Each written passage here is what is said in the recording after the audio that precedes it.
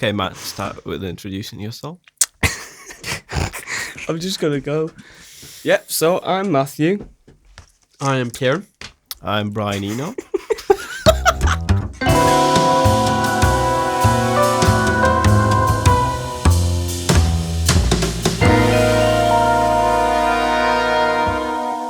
Hello and welcome to today's podcast. I'm your host, Matthew Johnson. I'm joined here by... Myself, Nikita Milkins.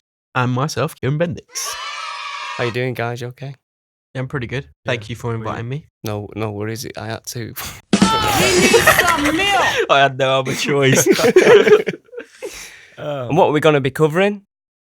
AI in mastering. Should I say A, you say I? I. Mastering! A. So yeah, AI in mastering. We're going to look at how it can be used as a corrective thing, as a creative thing, and just general music production. So, Nikita, you're a DJ? Yeah, I am. I'm also producing electronic dance music. Dance music? What are you doing, Kieran? I'm just a sound producer. Cool. Just general. We've got all types of people in this room to discuss whether it's cheating. It is. I disagree with that. We'll get to that. We'll also look at can it be useful to assist the process of music production? So, Entrepreneur Magazine, let me put this to you. Will AI assist the musician or is it going to be the musician? The answer appears to be both. Nikita, what do you think of that? I think that's a really good tool if you know how to use it, of course. But I think the technology is yet to establish itself because there are loads of things unclear yet about the AI in music production. So what I'm thinking of is just, let's say, if AI has produced a piece of music for you, who's going to be owning the copyrights? Good question. How can AI produce music? Is it Brian Eno has an app that does that? There's an app for that? There's an app for anything these days, so it wouldn't surprise me. But you don't like the price of it, do you? £20. I mean, it's quite expensive. I mean, I understand it's like a new bit of... That's Scape by Brian Eno. Yeah, a new bit of software to help you making sound. I mean, personally, I think someone like Nikita would really, really appreciate something like AI with his dance music tracks because I don't know, to me, some dance music songs do sound a bit almost robot-y, if you get what I mean. So I think it would be quite cool to interlink them. The thing is, as you've mentioned, that Scape app by Brian Eno, it costs about 20 quid on App Store. Imagine buying that and then selling your music, distributing it to Spotify and getting back $20,000. Yeah, mad. From ethical point of view, is it is it fair good to do that? I mean, to be fair, is this at £20 you can keep, or is it £20 a month? No, you can keep it. Keep it. And then you own anything that comes out of it. Or do you? Should you? I mean, to be fair, you could do that with, I don't know, iMovie, make a video on that, and then I know iMovie's bad, but if you get what I'm saying. But to be fair, I'd need to look into the app more. I don't really know much about it. But it's certainly a cool idea. I guess it depends on what do we consider as an AI. Well, AI, there's deep learning, machine learning, and artificial intelligence. These are the three streams of AI. But the implication of that is that AI doesn't have memory. Now, if an AI interface, or whatever you want to call it, creates a piece of music for myself, and then creates the same piece of music for someone else because it can't remember creating it for me, who owns it? I would say the original artist / producer. And would that be me? Yeah, well, if you were the original person that got it from the AI owns it, in my opinion. That's my opinion! What is your thoughts on this, Nikita?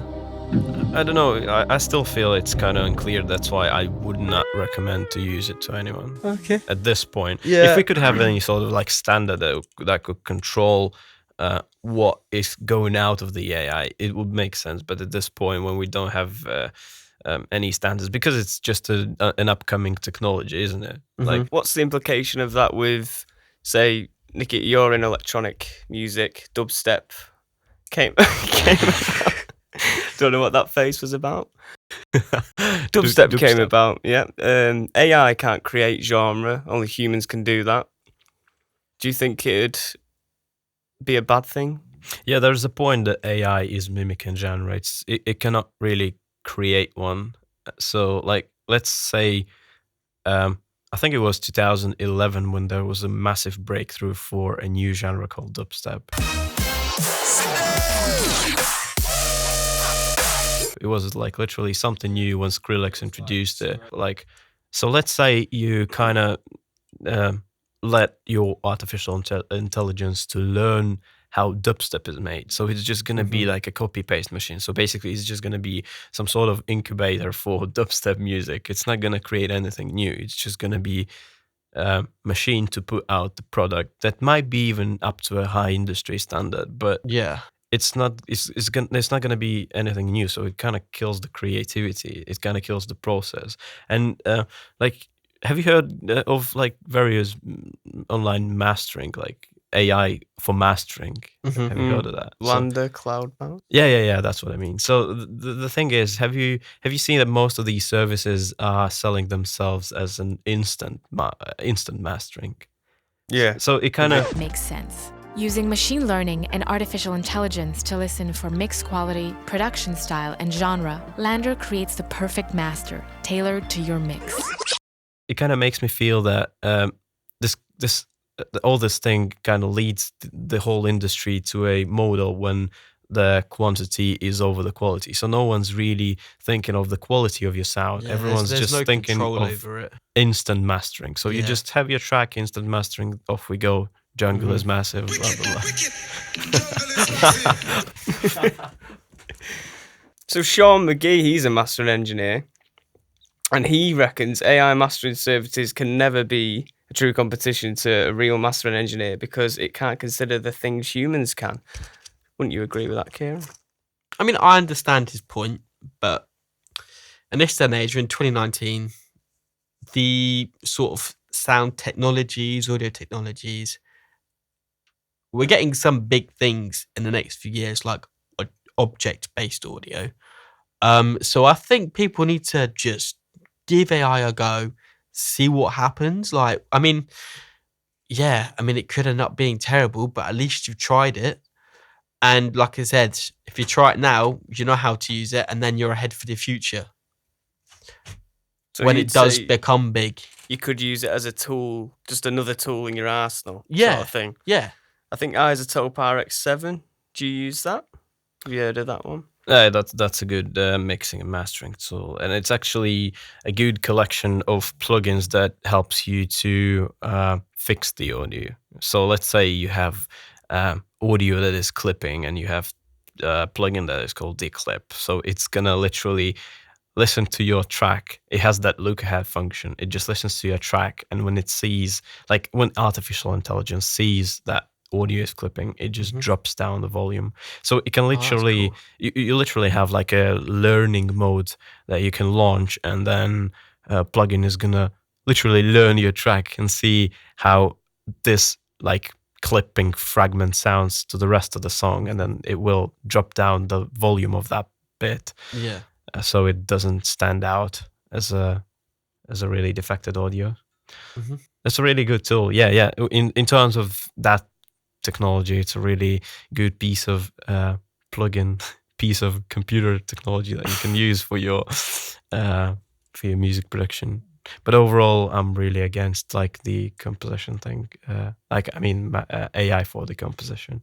It can be a good tool for mixing and mastering, though. Yeah, because we can't really say that online mastering services are shit. They are all right. They are all right. And that concludes our broadcast day. Thanks for listening.